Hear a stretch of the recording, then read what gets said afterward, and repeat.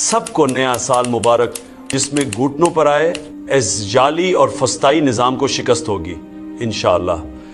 اس آمرانہ دور میں شخصی آزادیوں کے خاتمے، بنیادی قانونی حقوق کی پامالیوں اور اداروں کی تباہی نے ملک کے نہ صرف سماجی و سیاسی نظام بلکہ قانونی و معاشی نظام کو بھی درہم برہم کر دیا ہے۔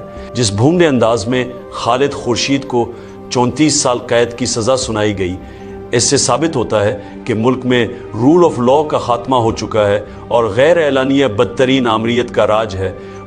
مشرف دور میں بھی ہم فوج کی مداخلت پر تنقید کرتے رہے ہیں، لیکن اس کے باوجود ہمیں اس قسم کی جبر و فسطائیت کا سامنا نہیں کرنا پڑا۔ واکلا تحریک سے پہلے بھی ہم فوج کی سیاسی مداخلت کے خلاف بھرپور تنقید کرتے تھے، لیکن تب کوئی ایجنسی اپنے شہریوں کو اس طرح سے نہیں اٹھاتی تھی۔ آئینی عدالت بنا کر پورے عدالتی نظام کو تباہ کیا گیا اور قاضی فائز عیسیٰ کی باقیات کو عدالتی نظام کا قبضہ دے دیا گیا تاکہ قاضی کی روایت برقرار رکھتے ہوئے عدالتی فیصلے GHQ کے زیر اثر کروائے جا سکیں۔ میرے خلاف پچھلے سال بھی 4 غیر قانونی فیصلے دیے گئے تھے۔ مارکو القادر کیس کا فیصلہ بھی ویسا ہی توقع کر رہا ہوں۔ ایسے ہی لا قانونیت پر مبنی فیصلے پوری دنیا میں پاکستان کی بدنامی کا باعث بنتے ہیں۔ ملٹری کورٹس جیسے فیصلوں سے پاکستان میں قانون کی حکمرانی کا خاتمہ ہو گیا ہے۔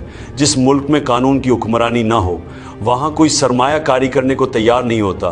پاکستان میں اب بھی گروتھ ریٹ صفر ہے، جب معاشی ترقی ہی نہیں ہوگی تو نہ ہم قرضوں سے نکل پائیں گے اور نہ ہی بے روزگاری کا خاتمہ ہوگا۔ یہ پاکستان کے فیصلے پاکستان میں ہی ہوں گے، اس سے متعلق میرا موقف واضح ہے، لیکن جب بنیادی انسانی حقوق کا معاملہ ہوتا ہے تو پوری دنیا سے آوازیں اٹھنا فطری عمل ہے۔ اقوام متحدہ جیسے ادارے ایسی لیے ہیں، دنیا کے تمام ذی شعور انسان بنیادی حقوق کی پامالی کے خلاف آواز اٹھاتے ہیں۔ ارسطو نے بھی یہی کہا تھا، 2 قسم کے لوگ ہی انسانی حقوق کی پامالیوں پر آواز بلند نہیں کرتے، ایک خود غرض اور دوسرے بزدل۔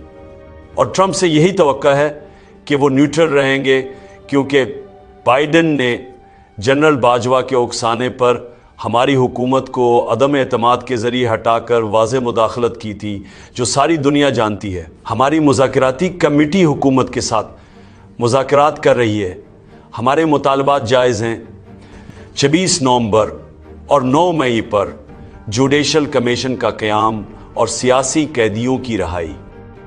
DGISPR 9 مئی پر سری غلط بیانی کر رہے ہیں۔ سیدھا اصول یہی ہے کہ جس نے CCTV فوٹیج چورائی اس نے 9 مئی کروایا۔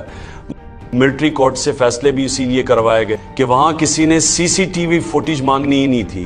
26 نومبر کو سیدھی گولیاں مار کر ہمارے لوگوں کو شہید کیا گیا۔ جب بھی ان 2 واقعات کی شفاف تحقیقات ہوں گی، دودھ کا دودھ پانی کا پانی ہو جائے گا۔ ہم نے حکومت کو 31 جنوری تک کی ڈیڈ لائن دی ہے۔ مذاکرات اور اس کے ساتھ ساتھ ترسیلات زر کے بائیکاٹ کی مہم بھی جاری ہے۔ اگر حکومت نے ہمارے مطالبات کی منظوری میں سنجیدگی دکھائی تو بائیکاٹ مہم پہ دوبارہ غور کیا جا سکتا ہے۔ مجھے بالواسطہ طور پہ بنی گالہ منتقل کرنے کی پیشکش کی گئی ہے۔